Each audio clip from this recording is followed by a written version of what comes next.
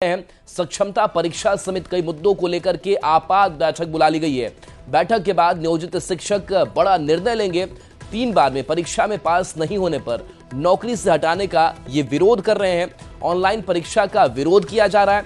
ऐच्छिक स्थानांतरण की भी इनकी मांग है। बजट सत्र के दौरान आंदोलन की तैयारी की बात कही जा रही है और इसी को लेकर के ये बैठक की बात सामने आ रही है। तो कई मुद्दों पर आपात बैठक बुलाई गई है। तो सक्षमता परीक्षा को लेकर के जो बवाल है वो भी मचा हुआ है। शिक्षक संघ इसका विरोध कर रहा है और कहा जा रहा है कि ये शिक्षकों के हित में नहीं है। रजनीश हमारे साथ जुड़े गए हैं। रजनीश, एक तरफ सक्षमता परीक्षा की बात हो रही है कि अगर आपको 3 बार मौका दिया जाएगा, अगर आप पास नहीं होते हैं तो आपकी नौकरी भी चली जाएगी। राजकर्मी तो दूर की बात है, लेकिन अब इसका विरोध भी मुखर तौर पर हो रहा है। क्या तैयारी है शिक्षक संघ की?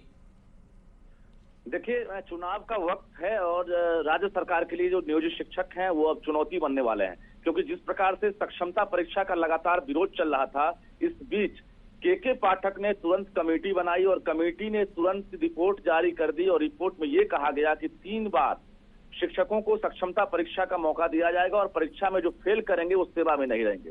अब इसके बाद जो नियोजित शिक्षक हैं, जो अलग अलग संघ था इन लोगों का, सभी संघ अब एकजुट हो गए हैं। राजधानी पटना में आज बड़ी बैठक बुलाई गई है और इस बैठक में एक बड़ा निर्णय भी लिया जाएगा। यानी बजट सत्र का ये महीना होगा और इस महीने में एक बड़ा निर्णय ये लोग ले रहे हैं कि किस प्रकार से आंदोलन करेंगे, क्या रूपरेखा होगी। इसके साथ साथ पटना हाईकोर्ट से लेकर सुप्रीम कोर्ट तक ये लोग चुनौती दे रहे हैं कि हम सरकार को चुनौती दे रहे हैं और जो नियमतः 60 साल तक सेवा में बने रहने की बात हो रही थी नियोजित शिक्षकों को, तो राज्यकर्मी का दर्जा हमने मांगा था, ना कि नौकरी से हटाने की मांग की थी।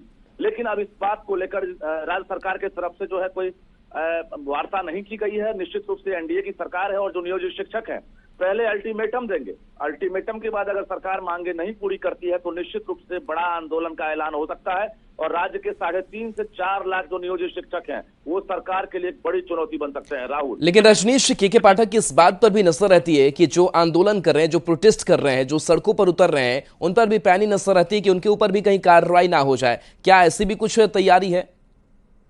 देखिए, मामला मास का है, इंडिविजुअल मामला नहीं है और सभी शिक्षकों ने अब साफ कह दिया है कि अब कार्रवाई से हमें डर नहीं लगता है। लोकतांत्रिक अधिकार का अगर हनन होगा, हमारे मतलब बोलने पर प्रतिबंध लगेगा या लिखने पर, तो उससे हम पीछे नहीं हटेंगे। हम बड़ा आंदोलन का ऐलान करेंगे और निश्चित रूप से के पाठक ने जो फैसला लिया है उसका विरोध शुरू हो गया है, चाहे वो महिला शिक्षक हो या पुरुष हो, क्योंकि ऑनलाइन एग्जामिनेशन के साथ साथ जो ऐच्छिक स्थानांतरण की मांग है उसको लेकर लगातार रही थी कि 3 ऑप्शन जो दिए गए हैं वो मंजूर नहीं है, ऑनलाइन परीक्षा मंजूर नहीं। इस बीच अब तो सेवा से हटाने की बात हो गई है, तो निश्चित रूप से राज्य सरकार को शायद फिर से विचार करना पड़ जाए। जो नियमावली बनाई गई है उसमें संशोधन की अगर गुंजाइश होगी तो सरकार को इस पर भी बात करनी होगी, क्योंकि राज्य के सभी नियोजित शिक्षक अब एकजुट हो गए हैं और आज बड़ा फैसला हो सकता है। राहुल, चलिए, शुक्रिया रजनीश, बहुत बहुत शुक्रिया इस अपडेट के लिए आपका। तो रजनीश बता रहे थे कि जो नियोजित शिक्षक है वो मुखर तौर पर विरोध जता रहे हैं कि आप जो कह रहे हैं कि 3 बार में अगर हम पास नहीं होंगे तो आप नौकरी से निकाल देंगे,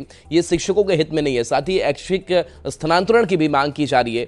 देखना होगा कि जो मांग रखी जा रही है उसे शिक्षा विभाग, इस के पाठक कितनी गंभीरता से लेते हैं, क्या कुछ बदलाव भी देखने को मिलता है।